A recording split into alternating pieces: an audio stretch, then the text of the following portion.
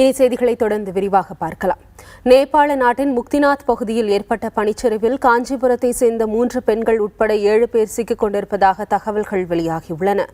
காஞ்சிபுரத்தை சேர்ந்த 17 பேரை கொண்ட பக்தர்கள் குழு நேபாளத்தில் உள்ள முக்திநாத் கோவிலுக்கு கடந்த 20ஆம் தேதி ஆன்மீக சுற்றுலாவிற்கு சென்றது. திரும்பி வரும்போது ஏற்பட்ட பனிச்சரிவில் 3 பெண்கள் உள்ளிட்ட 7 பேர் சிக்கினர்.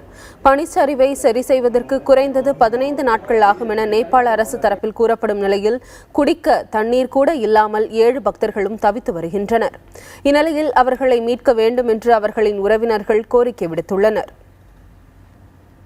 நேற்று எங்களுக்கு திடீர்னு ஃபோன் கால் வந்தது. அந்த ஃபோன் கால் தகவல் படி அங்கே முக்திநாத் போகிற வழியில் முக்திநாத் போய் சேர்ந்ததில் அந்த 7 பேர் மேலே மாட்டிகிட்டு இருக்கோம்.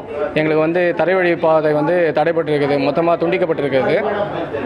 அதனால் நாங்கள் 10 பேர் கீழே இருந்திருக்காங்க. அந்த 7 பேர் எங்களுக்கு தொடர்ந்து கீழே வர்றதுக்கு எந்த விதமான ஆப்ஷன்ஸும் இல்லை. தரைவழி இல்லாமல் மேலே வான்வழி மட்டும்தான் இருக்குது அப்படின்னு சொல்லியிருந்தாங்க.